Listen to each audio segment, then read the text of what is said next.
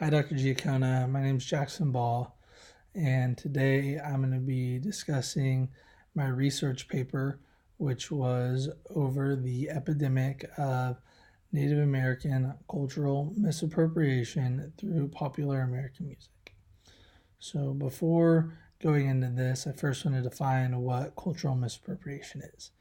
And cultural misappropriation is essentially when a person who is not a member of a native group or an outsider takes a part of another group's culture and misrepresents that. They're taking it, they're acting it out, and the way they're acting it out is a misrepresentation of the actual culture. So going off of that, I'd like to give an example of how American popular music has misappropriated another minority group in African Americans. So this occurred through black minstrelsy, which was started by Thomas Dartmouth Daddy Rice in somewhere between 1828 to 1831. And what he did in this was he dressed up in blackface and danced and performed as an elder handicapped African American slave known as Jim Crow.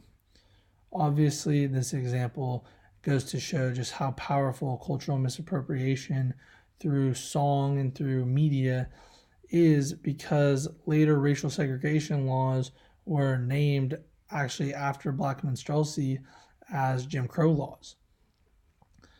Before getting into how Native Americans have been culturally misappropriated through singing red face, which is acting as if you're a Native American through song when you are not a Native American, I want to talk a little bit about how Native Americans have been misappropriated just in American culture in general, and how this misappropriation begins in childhood. So, most kids in the United States grow up playing the game of cowboys and Indians. And in this game, the cowboys are the good guys, or the good team, and the Indians are the bad guys, the bad team. So, this sets this mindset into American youths that Native Americans, Indians are bad from childhood. Kids then go into school where they dress up as Indians, they wear headdresses, feathers, they sing songs about being Indian, and they just act out being Native Americans on Thanksgiving for in their classes. And so this is most people's first experience of singing Redface. One song that's taught in a lot of schools on Thanksgiving is I'm a Little Indian, and it goes to the melody of I'm a Little Teapot. This cultural misappropriation doesn't just go away after childhood in the United States.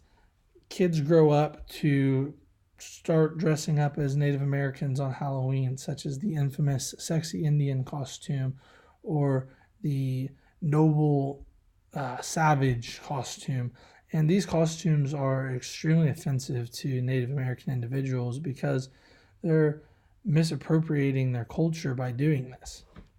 There's actually been a campaign on University of Oklahoma's campus since my freshman year that is My Culture is Not Your Costume, which refers to Native American culture not being costume and any other minority culture not being a costume on Halloween. So going into how singing Redface actually creates this cultural misappropriation, the first song I want to look at is Your Squaw is on the Warpath by Loretta Lynn. Now, in this song, she talks about an intoxicated Indian man coming home after going to the bars looking for a woman who he then comes home to his wife and kids. When he comes home, he calls his wife a squaw, which is an offensive word to Native American women, and he's just generally abusive.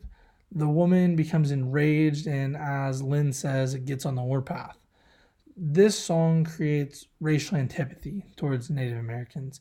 And racial antipathy is essentially a strong dislike towards a specific race. And so this song creates this towards Native Americans by creating this image of Native American men as drunk cheaters who are abusive to their wives and not good to their families. And it also creates this negative image of Native American women who as crazy, wild, who can go off at any moment. So this racial stereotyping that goes on in this song is generalized towards all Native Americans and creates just an overall negative image of Native Americans, creating this racial antipathy.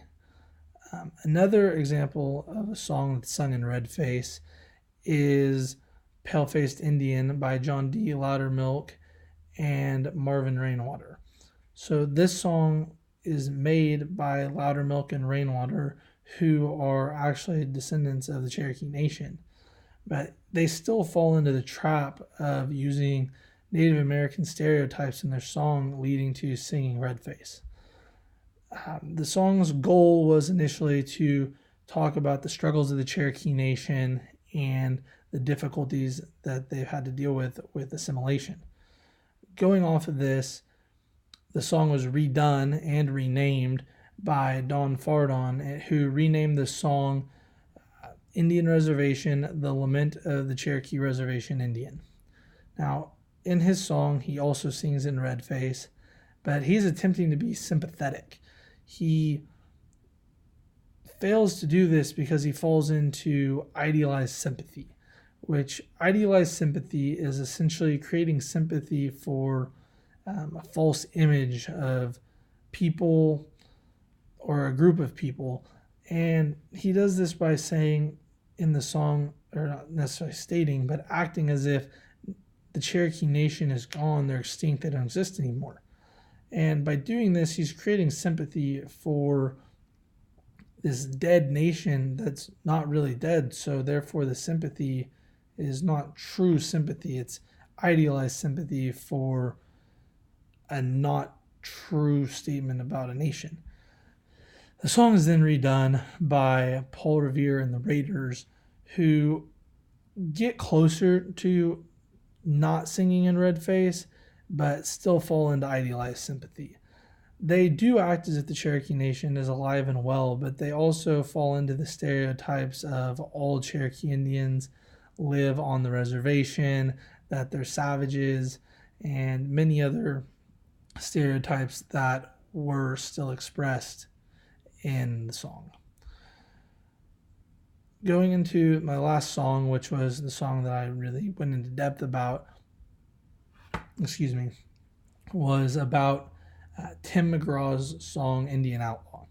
This song causes cultural confusion for many reasons because it makes these generalizations about Native American people that create this image of them as a homogenous group. There's not all these individual tribes, but they're just all Native Americans. And the song does this by making just generalizations about Native Americans. So at the beginning of the song, McGraw states that he's an Indian outlaw and he's half Cherokee and half Choctaw. And by saying this, he's singing red face because he's becoming a Native American in song, and he's also playing Indian by just simply stating that he's a Native American and then becoming one. So he says that he's half Cherokee, half Choctaw, but then later goes on to say that you can find him in his wigwam and he's banging on his tom-tom. And these statements lead to this cultural confusion because they're not factual. This is misinformation being presented about either the Cherokee or the Choctaw people because neither the Cherokee or the Choctaw lived in wigwams, and no Native American group played a drum called the tom-tom.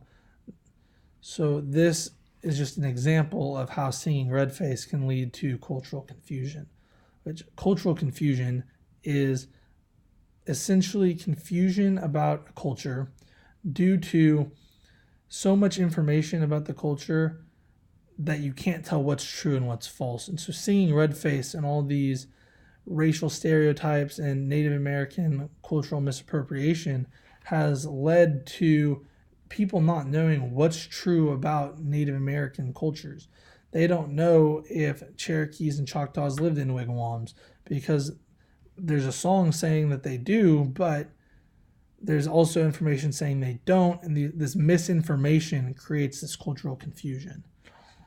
The song then goes on to promote some racial antipathy by making references to Native Americans smoking peace pipes, referring to marijuana, and it also refers to Native American women as waiting outside of his teepee.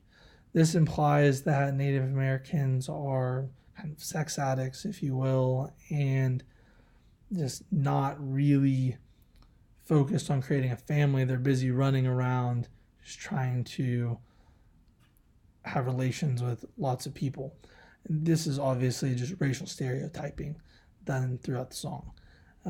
Finally, the song creates idealized sympathy by saying part of Paul Revere and the Raiders song,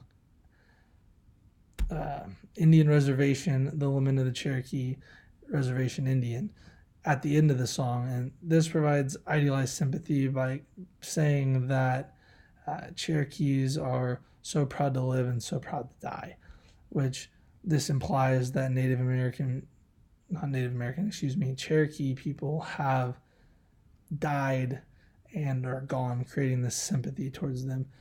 In Tim McGraw's music video over the song, he kind of goes in a little bit more about how easy playing Indian is. In the song, he goes back and forth from being Tim McGraw, rocking out on the stage with cowboys dancing around him, to being this Indian outlaw who rides a motorcycle and has his Chippewa girlfriend.